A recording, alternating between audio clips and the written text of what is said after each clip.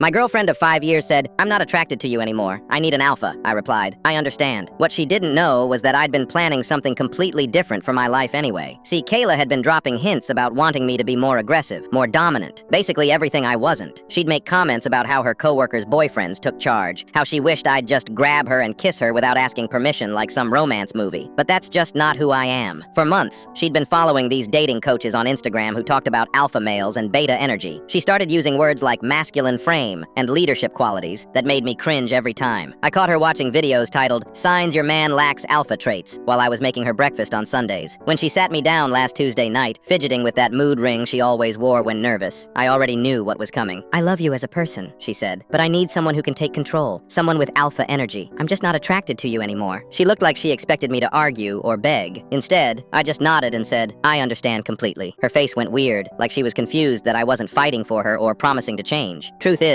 I'd already been accepted to graduate school 3 states away, full scholarship for my master's in marine biology. I'd gotten the letter 2 weeks earlier but hadn't told her yet because I knew she'd freak out about long distance. The next morning, while she was at her spin class, I called the school and accepted. Then I started packing, just the important stuff, my aquarium equipment, books, clothes. Left most of the furniture since it was her apartment anyway. My buddy Carson helped me load up my car that afternoon. He kept asking if I was sure about this, but honestly, I felt lighter than I had in months. No more walking on eggshells, no more pretending to be someone I wasn't just to keep her happy. 2 days later, I was driving through Colorado mountains with my beta fish tank secured in the passenger seat, heading to a marine research station where I'd actually be valued for being careful and thoughtful instead of criticized for it. Meanwhile, Carson kept me updated through texts. Apparently, Kayla had started dating this guy Brad from her gym within a week. Real alpha type. Drove a lifted truck, posted shirtless mirror selfies, the whole package. Carson said she was posting stories constantly about how happy she was with a real man who knew how to lead. 3 months into my program, I was knee-deep in coral reef research, working with sea turtles, basically living my dream. That's when I met Emma at the campus coffee shop. She was a PhD student studying ocean conservation, and when I mentioned my research, her eyes lit up instead of glazing over like Kayla's always did. Emma thought it was attractive that I was gentle with the animals, that I took my time with research, that I listened more than I talked. She called me thoughtful, not weak. When I told her about my ex wanting an alpha, she laughed and said, "Sounds like she was watching too much reality TV." 4 months later, my phone exploded with texts from Kayla. "Brad turned out to be a total jerk who cheated on me with 3 different girls. I made a huge mistake. You were perfect, and I was an idiot for not seeing it. Can we talk? I miss what we had." I showed Emma the messages while we were sorting through sea turtle nest data. She read them, raised an eyebrow and said, "Tell her you found someone who appreciates betas in all the right ways." So I texted back exactly that. I found someone who appreciates thoughtful men. Hope you find what you're actually looking for. Kayla's response came back instantly. Marine biology was always boring anyway. You're wasting your life on fish when you could be making real money. I showed Emma, who just grinned and said, "Should we tell her about the research grant I just helped you get?" We both started cracking up so hard the lab assistant asked if we'd discovered something groundbreaking.